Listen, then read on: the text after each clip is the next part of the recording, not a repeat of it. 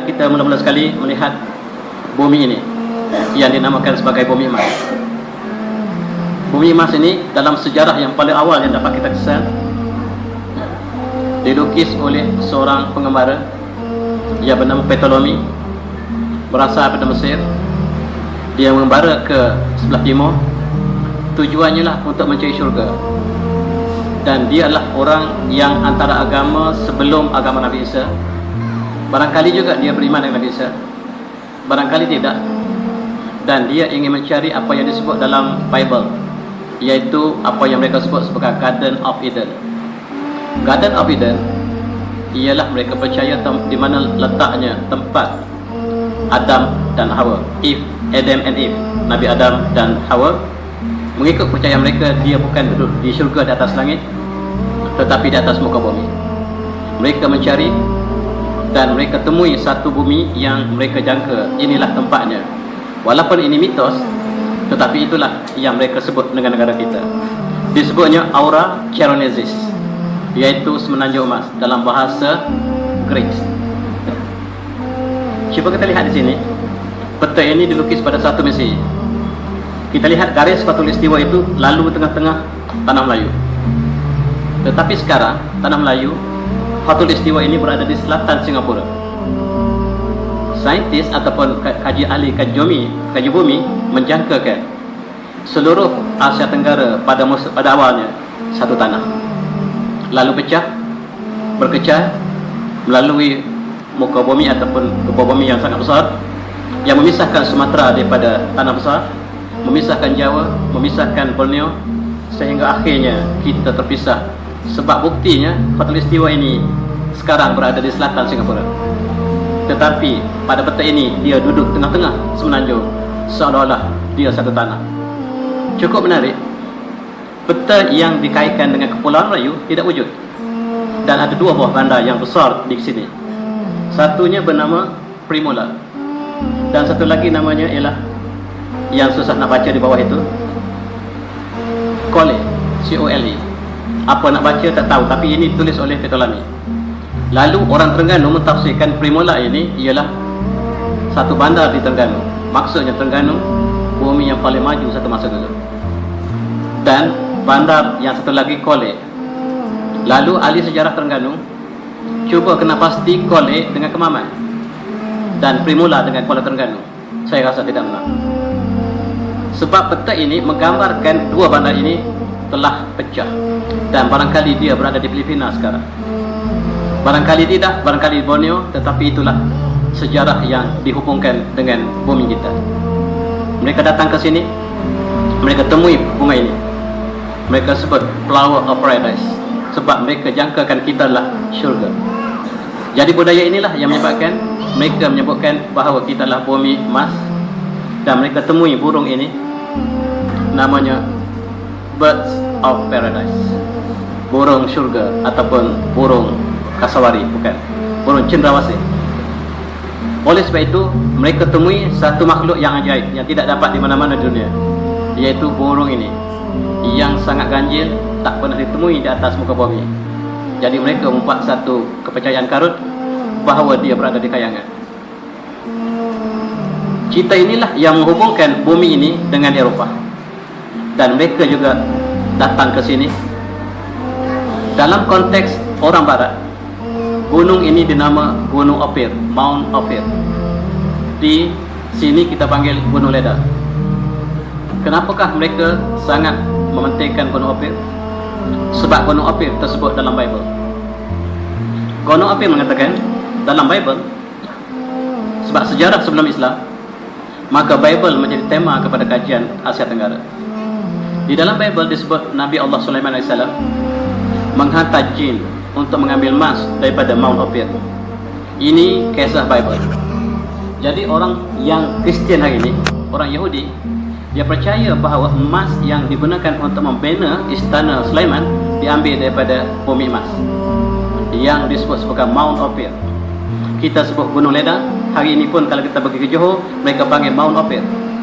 Maksudnya ini kepercayaan yang tak dapat dibuktikan, tetapi inilah yang menjadi sejarah awal tanah Melayu. Mereka temui satu bandar yang besar yang penuh dengan emas, dalam sejarah mitos mereka. Mereka sebut gold mask, sekarang dipanggil gemas. Gemas ini ada cerita yang cukup menarik sampai hari ini. Daripada Gemas ke Gunung Ledang ada terowong yang sangat besar. Terowong ini terowong emas. Tetapi tidak, orang Melayu tidak tahu, setiap penjajah daripada Portugis mengambil emas pada lorong ini. Begitu juga Belanda, begitu juga Inggris. Sehingga hari ini TV3 buat satu kajian arkeologi yang masuk dari terowong tersebut. Terowong itu sangat panjang, masih wujud sampai hari ini. Dan itulah lorong emas yang dikatakan diambil emasnya untuk dibawa oleh jin ke pembinaan Istana Sulaiman. Cerita ini cerita karun. Tetapi cerita inilah yang menjadi motivasi orang barat untuk datang ke timur. Ini ialah peta yang ditulkis pada ketika zaman kerajaan Abbasiyah. Abbasiyah datang ke timur dan mereka telah melukis garis bujur latitude dan altitude. Tujuannya untuk meletakkan koordinat. Apabila sampai di sini, mereka harus solat dan hala kiblat harus ditetapkan. Jadi mereka melukis peta dan peta tanah Melayu seperti itu. Tadi kita lihat seluruhnya adalah satu ketul, satu tanah saja. Tetapi ketika kurun yang ke-8, ke-7, dia telah mula pecah. Dan yang dilukis di bawah itu Jazratul Zinj ataupun Zabash ataupun Zanash ataupun Zinj, sebab dia tak ada titik dibuat kemudian. Ialah Pulau Jawa.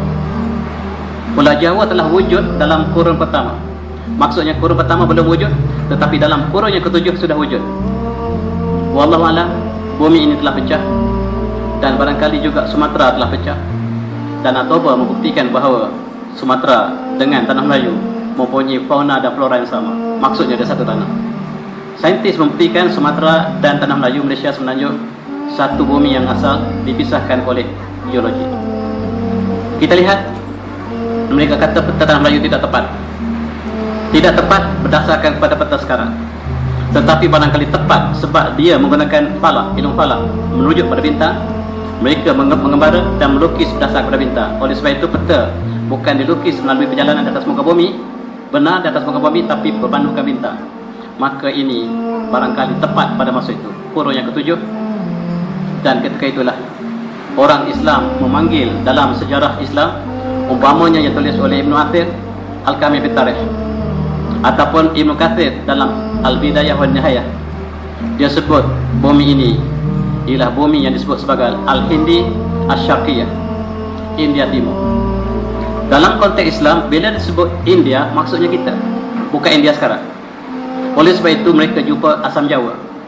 Asam Jawa ini disebut sebagai Tamar Al-Hindi, Tamar India. Inggris panggil Tamrin. Maksudnya Hind, maksud di sini ialah Jawa. Asam Jawa, Tamar Hind, maksudnya India yang dimaksudkan dalam tulisan kebanyakan penulis Islam, maksudnya kita. Oleh sebab itu mereka mengatakan bangsa yang India ini bangsa yang maju. India yang ada sekarang itu India Barat yang tidak dikenali ketika itu. Yang dikenali ialah India Timur. Dan di sinilah kemudiannya Belanda, Portugis datang dan menubuhkan syarikat India Timur. India Timur maksudnya Melayu. Dan oleh sebab itu mereka datang sebagai peniaga kapitalisme. Akhirnya mereka menjadi kuasa kolonial yang menjajah kita. Ini sejarah latar belakang umat Melayu sebelum Islam dan selepas Islam. Dan sebelum Islam juga kita lihat orang Melayu sangat hebat. Mereka membina kapal yang besar. Ini terdapat di dinding Borobudur. Kita tidak pentingkan Borobudur itu, tetapi budaya sebelum Islam, mereka membina kapal yang besar yang mengembara ke seluruh dunia. Dan kapal ini dipanggil Jong. Barat mengatakan Jong ialah istilah Cina, tetapi kajian etimologi, filologi mengatakan Jong ialah bahasa Melayu terusulin yang dipinjam oleh Cina. Buktinya dalam peribahasa Melayu ada sejarah, ada perkataan 7 Jong masuk, anjing masih bercawat. Peribahasa ini wujud secara asli dalam budaya Melayu. Maksudnya Jong ialah kata-kata Melayu yang asal, ditiru oleh Cina, ditiru oleh Barat dengan nama Jan. Ini menggambarkan masyarakat ini yang mengembara ke seluruh dunia, yang mengadakan hubungan sampai ke Mesir. Zaman Firaun ada puteri yang bernama Cleopatra. Dia sangat minat dengan bunga cengkeh. Bunga cengkeh hanya dapati di alam layu. Bermaksud kita jangkakan alam layu dengan Mesir telah wujud zaman Cleopatra lagi. Bahkan kata hamka dalam Al-Quran ada satu kata Melayu, ialah perkataan kafura wa mizajuhu kafura. Ini pandangan hamka. Tetapi kafura ini sudah menjadi bahasa Arab sebab perhubungan antara Arab dengan Melayu sejak daripada awal sebelum Islam lagi. Lalu perkataan kafur ini telah masuk dalam perbahasa Arab sehingga Allah menggunakan wa mizajuhu kafura. Dalam syurga ini ada minuman yang namanya kafur. Hakikat kafur wallahu alam, tetapi nama kafur itu ialah kafur Barus. Barus ialah pelabuhan di Sumatera. Oleh sebab itu tanah Melayu atau Melayu atau Jawiyun ini sangat dikenali di sebelah Timur Tengah, dan kita adalah bumi yang sangat maju satu masa dulu.